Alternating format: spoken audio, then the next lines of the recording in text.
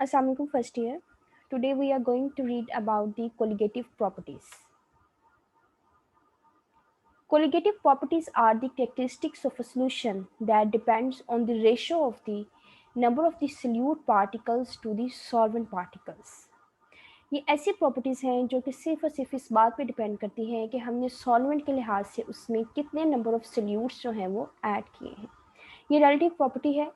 जिस तरह से जो है वो हम सल्यूट की अमाउंट इंक्रीज या डिक्रीज करेंगे, ये जो है ये प्रॉपर्टीज़ भी उसी के अकॉर्डिंगली जो है वो चेंज होंगी। इन जो प्रॉपर्टीज़ की जो एग्जांपल्स हैं that is freezing point depression, boiling point elevation, vapour pressure loading और ऑस्मोटिक प्रेशर। अब ये क्या है कि अगर हम किसी भी सॉल्वेंट के अंदर, प्योर सॉल्वेंट के अंदर अगर हम एक सल्यूट डाल देते हैं, for suppose water, pure water के अंदर अगर हम सल्यूट डाल देते हैं तो हमें पता है वाटर का फ्रीजिंग पॉइंट जो है वो 0 डिग्री सेल्सियस है। तो वाटर का फ्रीजिंग पॉइंट 0 डिग्री सेल्सियस से नीचे गिर जाता है। और सिमिलरली वाटर का बॉइलिंग पॉइंट जो है वो दैट इज़ 100 डिग्री सेल्सियस। तो अगर हम कोई भी सल्यूट इसमें डालेंगे तो वाटर का बॉइलिंग पॉइंट जो है वो अकॉर्डिंगली इंक्रीज होगा। कितना इंक्रीज होगा? It will depends upon the number of the solute particles which are added in the water. Similarly vapour pressure जो है वो वाटर का लो हो जाएगा बाय एडिंग सल्यूट, और ऑस्मोटिक प्रेशर जो है वो भी चेंज हो जाएगा। In chemistry, colligative properties are the characteristics of the chemical solutions that depend on the number of the solute particles compared to the solvent particles। यहाँ पे हमने कंपैरिजन करना है कि सॉल्वेंट के लिहाज से सल्यूट कितना इसमें ऐड है, not on the chemical identity of the solute particles. इस चीज़ से कतन कोई फर्क नहीं पड़ता कि कौन सा आप सल्यूट ऐड कर रहे हैं, उसकी केमिकल नेचर क्या है, but it depends only on the number of the solute particles. It doesn't depend upon the chemical nature of the particles. However, chemical colligative properties depends on the nature of the solvent। Nature of the solvent पे तो ये चीज़ depend कर सकती है, लेकिन solute कौन सा हम ऐड कर रहे हैं, हम वाटर में जो है वो शुगर ऐड कर रहे हैं या सॉल्ट ऐड कर रहे हैं, इससे फ़र्क नहीं पड़ता। हमने कितनी शुगर ऐड की है, कितना सॉल्ट ऐड किया है, it will matter. Now we have to look why some properties are colligative. For this purpose, we are going to prepare 3 solutions. For this we will take the 1 kg water। एक 1 kg water लेंगे और इसमें 3 containers लेंगे। उन 3 containers में separately 1 kg water लेंगे और इसमें हमने 3 सॉल्यूशंस प्रिपेयर करने हैं। एक कंटेनर में हम 6 ग्राम ऑफ यूरिया ऐड करेंगे, जबकि दूसरे कंटेनर में 18 gram of the glucose add करेंगे और तीसरे कंटेनर में 34.2 gram of the sucrose add करेंगे। ये हमने जो है, ये जो हमने अमाउंट्स कैलकुलेट की हैं, जो मास ऑफ द सल्यूट हम ऐड कर रहे हैं, ये हम अकॉर्डिंगली अपनी कैलकुलेशन, मोलैलिटी की कैलकुलेशन।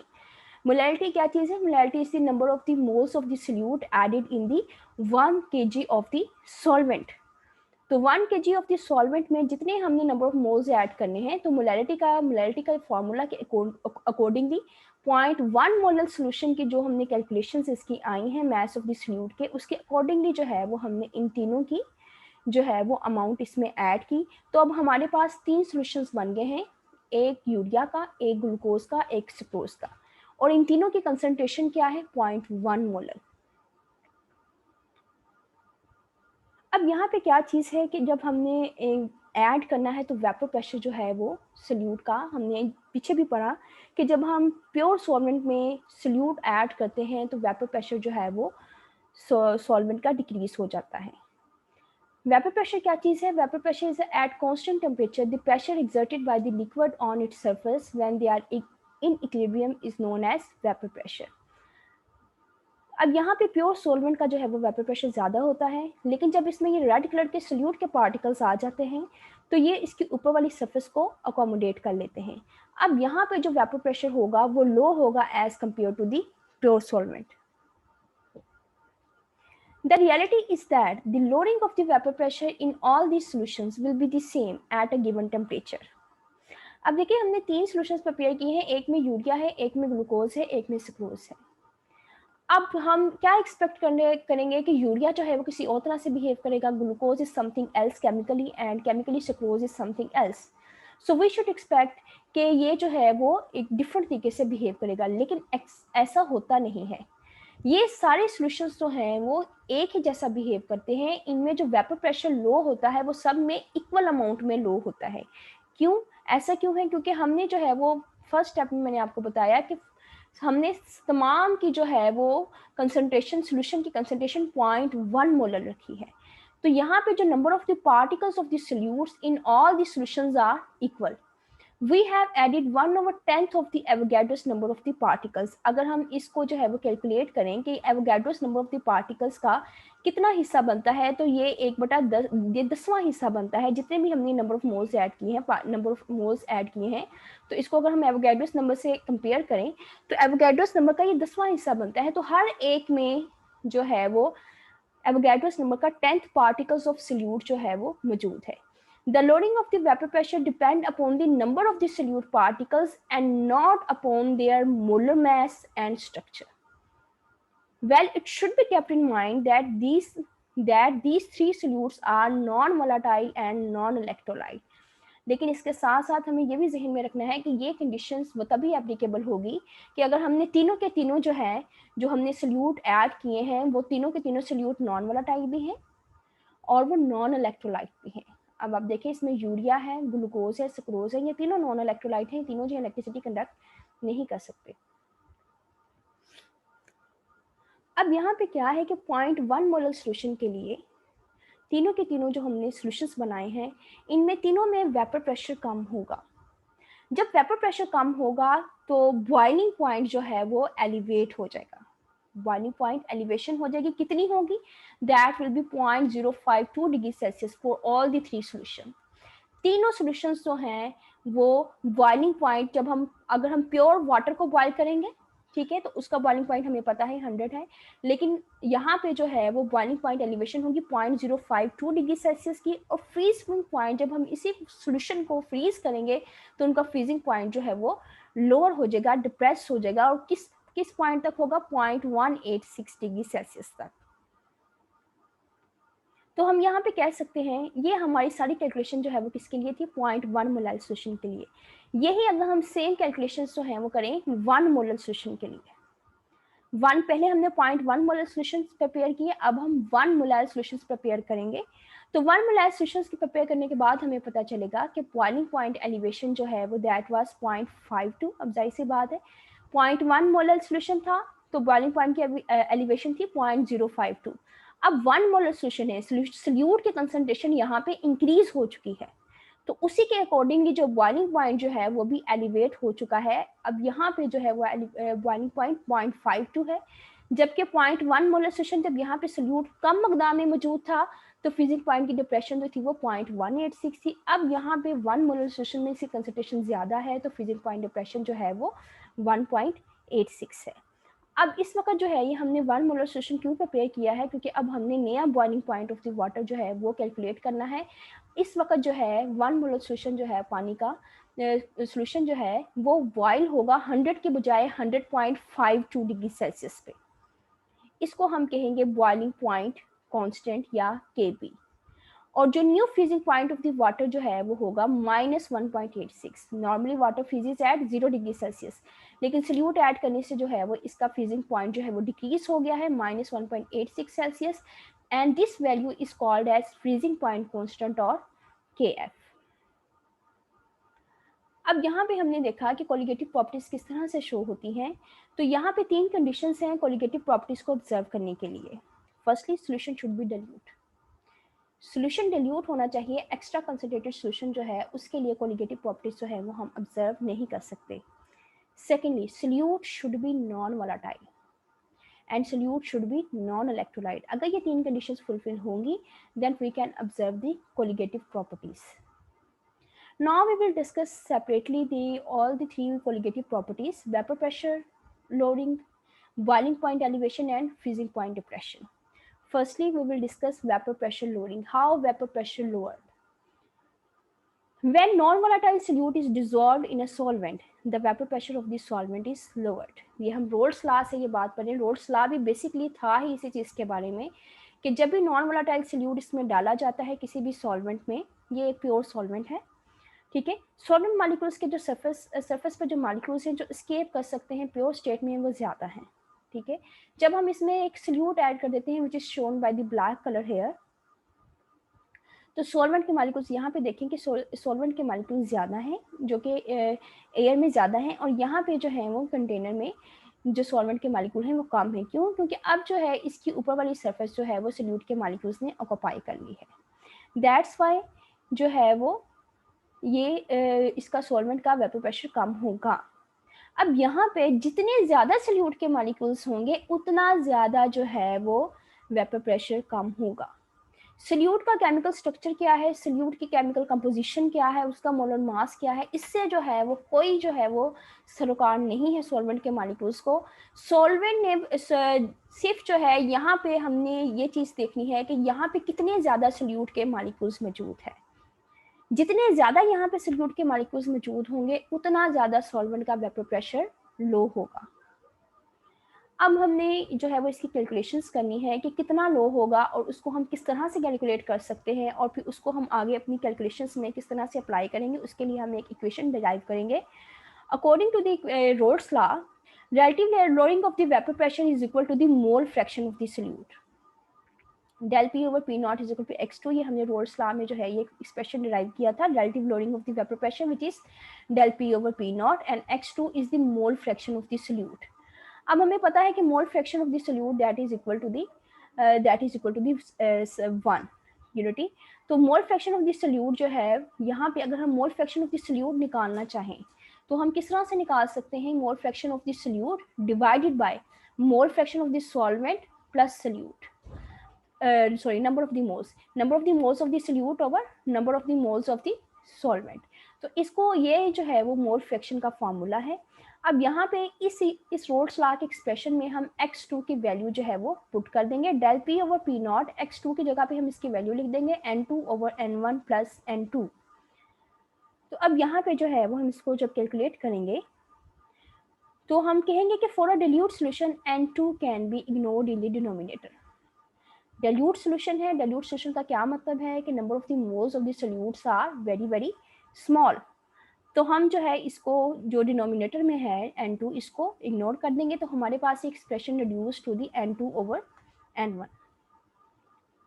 अब n1 क्या है? Number of the moles. Number of moles का क्या फार्मूला है? Mass over molar mass. तो मास को यहाँ पे वेट से शो किया गया है W1, और मोलर मास जो है वो सॉल्वेंट का कैपिटल M से शो किया गया है। और सिमिलरली n2 क्या है? Number of the moles of the solute, mass over molar mass. तो यहाँ पे W2 वेट या mass, weight of the solute over molar mass of the solute M2। अब हमने अपने एक्सप्रेशन में del P over P not में n1, n2 और n1 की वैल्यू पुट कर देनी है। n2 की वैल्यू क्या है? W2 ओवर M2, और n1 की वैल्यू है W1 ओवर M1। तो हमने जो पीछे एक्सप्रेशन निकाला था that was del P over P naught n2 और n1। अब इस स्टेप में हमने n2 और n1 की वैल्यूज जो हैं वो पुट कर दी हैं। इस एक्सप्रेशन को हम रीअरेंज करेंगे, W2 over M2 multiply by ये जो है बटा, इसको जो है यहाँ पे हम मल्टीप्लाई करके लिख दिया M1 ओवर W1। अब इस एक्सप्रेशन से हम कैलकुलेट कर सकते हैं molar mass of the solute. Molar mass of the solute जो है वो हम यहाँ से कैलकुलेट कर लेंगे, P naught over del P naught. इसी इक्वेशन को रीअरेंज करते हुए W2 M1 over W1। So this equation is used for calculation of the molar mass of the solute. Next is the boiling point elevation. Boiling point क्या होता है? The boiling point of the liquid is defined as the temperature at which the vapor pressure of that liquid is equal to the atmospheric pressure. जब vapour pressure liquid का equal हो जाता है atmospheric pressure पे, the liquid starts boiling. For a solution, the vapor pressure of the solvent is lower at any given temperature। अब अभी हमने जो है इस चीज़ को स्टडी किया कि जब हम सोल्यूशन बना लेते हैं तो सोल्यूशन का जो है वो वेपर प्रेशर प्योर सॉल्वेंट के अकॉर्डिंगली कम होता है। तो प्योर सॉल्वेंट के अकॉर्डिंगली अगर वेपर प्रेशर कम होगा तो अल्टीमेटली इसका रिजल्ट क्या होगा कि higher temperature required to boil the solution. क्योंकि के बॉइलिंग कब होनी है? जब वेपर प्रेशर इक्वल हो जाएगा बाहर वाले प्रेशर के। तो अब हमने इसमें सल्यूट डाल दिया है, सल्यूट ने वेपर प्रेशर कम कर दिया है लिक्विड का, तो अब उसे बॉयल होने के लिए ज़्यादा हीट रिक्वायर है। ज़्यादा हीट का क्या मतलब है कि बॉइलिंग पॉइंट जो है वो यहाँ पे इंक्रीज करेगा। इसी बात को जो है वो ग्राफ के थ्रू जो है वो शो किया गया है। The graph is drawn between the vapour pressure at Y axis and temperature which is taken at the x-axis. Firstly, we draw a curve for the pure solvent. ये जो curve है this is for the pure solvent. Pure solvent जो है इस वक्त जो है इसका यहाँ पे जो वेपर प्रेशर है that is denoted by the P not, और ये किस पॉइंट पे जो है वो बॉयल हो रहा है दैट इज T1. अब हमें पता है ये 0 पॉइंट है और इस साइड पे टेम्परेचर जो है वो इंक्रीज हो रहा है. तो यहाँ पे जो है वो बॉइलिंग पॉइंट इसका इस पॉइंट पे है प्योर सॉल्वेंट का. प्योर सॉल्वेंट का वेपर प्रेशर जैसे ही हम प्योर सॉल्वेंट को हीट करना शुरू करते हैं तो आहिस्ता आहिस्ता इसका वेपर प्रेशर इंक्रीज हो जाता है. जब वेपर प्रेशर प्योर सॉल्वेंट का it becomes equal to the external pressure, ये जो हमने लाइन लगाई है ये एक्सटर्नल प्रेशर की है. जब vapour pressure of the pure solvent become equal to the external pressure तो प्योर सॉल्वेंट जो है वो बॉयल होना शुरू हो जाता है. तो इस पॉइंट पे जो इसका जो प्रेशर है प्रेशर और टेम्परेचर है यहाँ पे जो है वो हम इसका कहेंगे कि ये boiling temperature of the solvent है. अब इसी सॉल्वेंट के अंदर जो है वो हमने सोल्यूट ऐड किया. अब हमने जो है दोबारा से ये ग्राफ ड्रॉ किया, सोल्यूशन को हमने गर्म करना शुरू किया तो यहाँ पे जो है ये कर्व आती है. ये कर्व स्टार्ट ही जो है वो नीचे से होती है. क्यों? क्योंकि वेपर प्रेशर जो है वो इसके कम होते हैं. वेपर प्रेशर लो हो चुका हुआ है सोल्यूट के ऐड होने की वजह से, तो आहिस्ता आहिस्ता ये बॉयल होता है. और यहाँ पे जब उसका सोल्यूशन का vapour pressure become equal to the external pressure तो यहाँ पे हम इसका एक्स एक्सिस पे पॉइंट लेते हैं तो ये हमें पता चलता है ये क्या है, ये boiling temperature of the solution है T2. अब देखें आप कि boiling temperature of the solvent ये पहले आ गया है, boiling temperature of the solution बाद में आया है. तो अब ये जो डिफरेंस है T1 और T2 के दरमियान में this is elevation of the boiling temperature. कितना टेम्परेचर जो है वो इंक्रीज हुआ है. अब यहाँ पे जितनी हम कंसंट्रेशन सोल्यूट की ऐड करेंगे उतना ज़्यादा वेपर प्रेशर लो होगा और बॉइलिंग पॉइंट उतना ही ज़्यादा इंक्रीज होगा. इसी एक्सप्रेशन को हम जो है वो शो कर सकते हैं by mathematical expression that is del TB is equal to KB into M. KB is called the ebullioscopic constant or molar boiling point constant. According to the equation 8, molality of the solute determines the elevation of the boiling point. अभी जो हमने equation पढ़ी है उसमें M that stands for the molality. You may dissolve the 6 gram of the urea in the 500 gram of the water or 18 gram of the glucose in the 500 gram of the water. Both give 0.2 molar solutions. अब वो कहते हैं कि आप इससे कोई फर्क नहीं पड़ता कि आप 6 ग्राम यूरिया ऐड जो है वो 500 ग्राम वाटर में कर लें. इस वक्त हम 0.2 मोलार सॉल्यूशंस बना रहे हैं. पहले हमने 0.1 मोलार सॉल्यूशंस बनाए थे, अब हम 0.2 मोलार सॉल्यूशंस बनाएंगे. तो इस वक्त जो है चूंकि यूरिया भी 0.2 मोलार है और ग्लूकोज भी 0.2 मोलार है, दोनों जो है वो 0.2 मोलार है, तो इन दोनों का जो है वो फ्रीजिंग बॉइलिंग पॉइंट एलिवेशन जो है वो that will be 0.1 degree Celsius और जो है which is equal to the 1/5 of the 0.52 degree Celsius. We may say that del TB is a colligative property.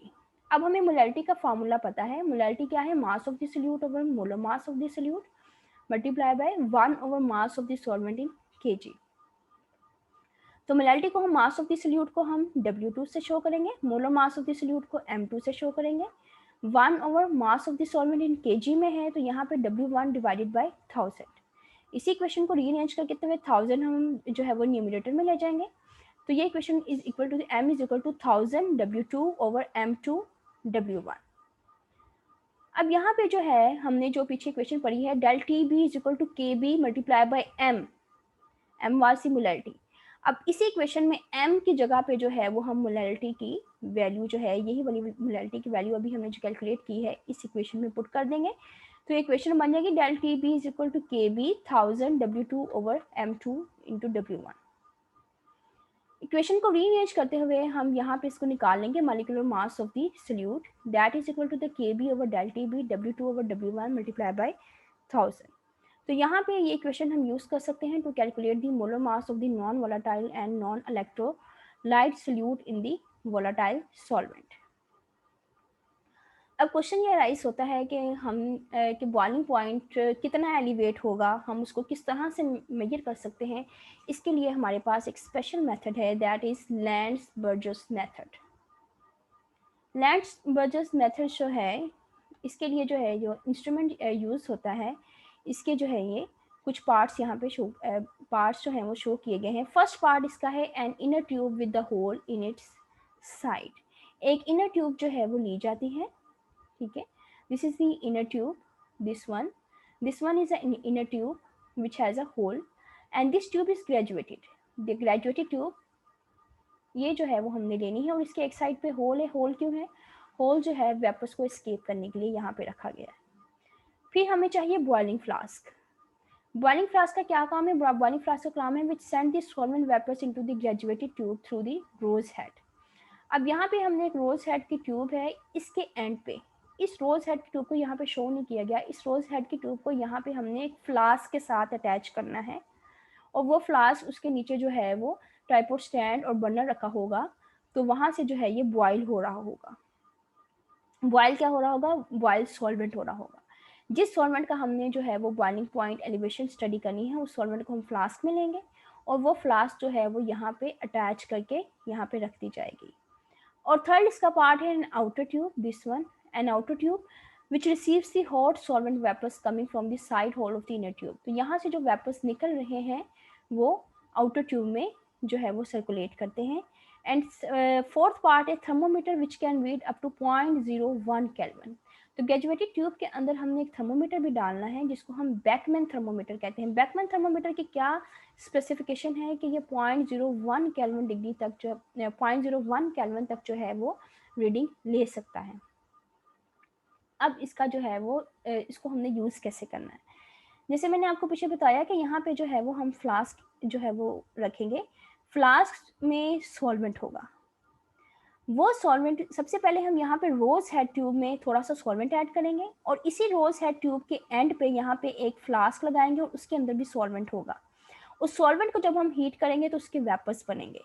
वो वेपर्स यहाँ से होकर इस रोज हेड ट्यूब के अंदर आएंगे। वो वेपर्स की लेटेंट हीट ऑफ कंडेंसेशन की वजह से ये जो रोज हेड के अंदर जो सॉल्वेंट है इट विल स्टार्ट बॉइलिंग।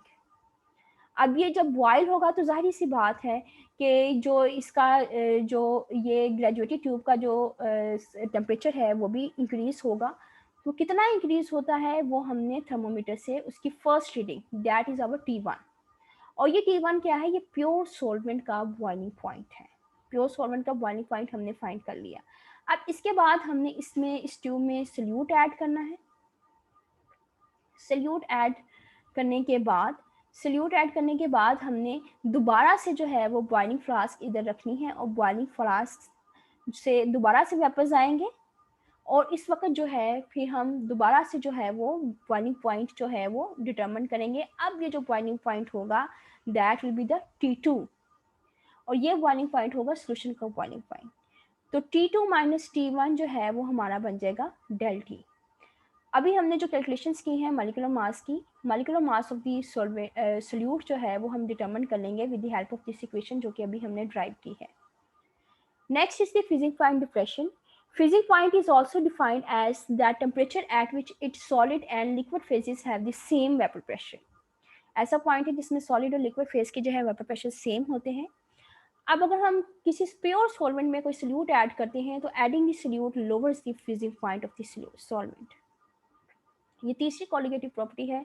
अगर हम सोल्यूशन में सोल्यूट ऐड करते हैं तो वेपर प्रेशर लो हो जाता है, बॉइलिंग पॉइंट इंक्रीज हो जाता है और फ्रीजिंग पॉइंट जो है वो लोअर हो जाता है, डिप्रेस हो जाता है। ऐसा क्यों है? Why freezing point lowers? In order for a liquid to freeze, freezing कब होती है? It must achieve a very ordered state that results in the formation of the crystals. Freezing का प्रोसेस जो है, जिस तरह हमने जो है वो हाइड्रोजन बॉन्डिंग में पढ़ा था, आइस का स्ट्रक्चर जो है, आइस तक कब बनती है पानी से? जब सारे के सारे वाटर के मॉलिक्यूल्स एक प्रॉपर अरेंजमेंट में चले जाते हैं। अगर यहाँ पे लेकिन इम्प्योरिटीज हैं, if there are impurities in the liquid solute, the liquid is inherently less ordered. तो सोल्यूट के पार्टिकल्स की हिंड्रेंस की वजह से जो सॉल्वेंट के पार्टिकल्स हैं उनको प्रॉपर जो है वो ओरिएंटेशन का जो है वो स्पेस नहीं मिलेगी, टाइम नहीं मिलेगा। तो therefore solution is more difficult to freeze then the pure solvent, so a lower temperature is required to freeze the liquid. अब फ्रीजिंग पॉइंट डिप्रेशन हमने किस तरह से कैलकुलेट करना है? The difference in the temperature between the freezing point of the solution and that of the pure solvent. यहाँ पे जो डिफरेंस आएगा वो हमारा फ्रीजिंग पॉइंट डिप्रेशन हो जाएगा। और कितना चेंज होगा freezing point, again it depends upon the number of the particles dissolved and not the type of the particles. अब यहाँ पे ग्राफ ड्रॉ किया गया है between the temperature and the vapour pressure for the freezing, for showing the depression of the freezing point.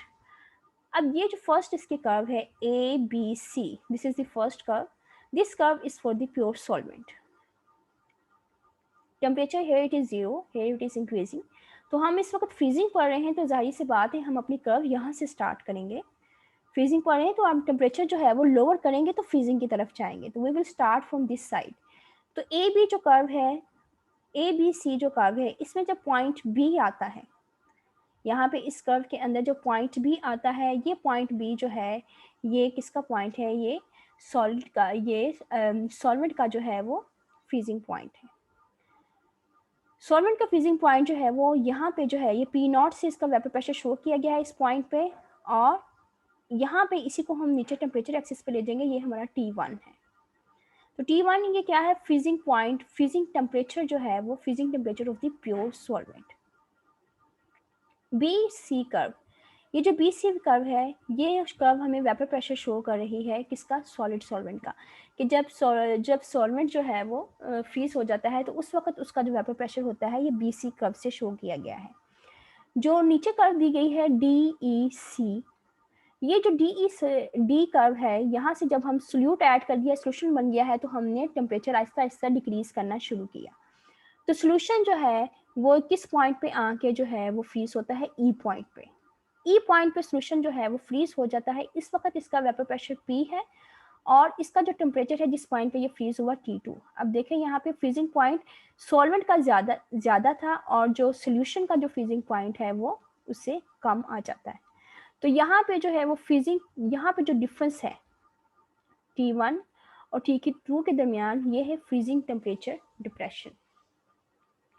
Depression of the freezing point is the freezing point of the pure solvent minus freezing point of the solution del TF, which is called the del TF. तो इसको हम cryoscopic constant भी कहते हैं del TF को। तो T1 minus T2। अब हम जो है इसको कैलकुलेशन करेंगे, जिस तरह हमने बॉइलिंग पॉइंट की कैलकुलेशन की, सिमिलरली जो है वो हम इसकी बॉइलिंग पॉइंट की और फ्रीजिंग पॉइंट की कैलकुलेशन एग्जैक्टली सेम है। What is the difference here, the only difference is del TF। वहाँ पे जो है वो हमने del TB और KB यूज़ किया था, यहाँ पे हमने del TF और KF इस्तेमाल करना है। तो स्टार्ट वहाँ पे भी हमने del TF is directly proportional to the molality, del TF is equal to KFM। तो KF is called the freezing point constant और the cryoscopic constant, and M जो है वो मोलैलिटी ऑफ द सॉल्यूशन है। मोलैलिटी का मैंने आपको पीछे हमने फार्मूला बताया था, उसी फार्मूला को इस्तेमाल करते हुए जो है वो हम दोबारा से यहाँ पे कैलकुलेशन नहीं करेंगे मोलैलिटी की, बल्कि जो पीछे हमने बॉइलिंग पॉइंट में इस्तेमाल किया था मोलैलिटी का फार्मूला, उसी को हम यूज़ करते हुए यहाँ पे मोलैलिटी की जो है वो वैल्यू पुट कर देंगे। del TF is equal to KF 1000 W2 over M2 over W1। तो इसी इक्वेशन को दोबारा से हम रीअरेंज करते हुए M2 को हम दूसरी साइड पे ले जाएंगे, तो M2 जो है वो molar mass of the solute जो है वो हम यहाँ से कैलकुलेट कर लेंगे। Now, how the freezing point depression is measured? This is measured by the help of the Beckman's apparatus. Beckman apparatus के तीन पार्ट्स होते हैं। नंबर 1 जो है वो फ्रीजिंग ट्यूब है with the side arm, this one. ये जो इनर ट्यूब है, ये जो है ये फ्रीजिंग ट्यूब है और इसके एक साइड पे एक साइड आर्म है। इस फ्रीजिंग ट्यूब के अंदर जो है वो हम सॉल्वेंट या सोल्यूशन डालते हैं और इसको हम फिट करते हैं।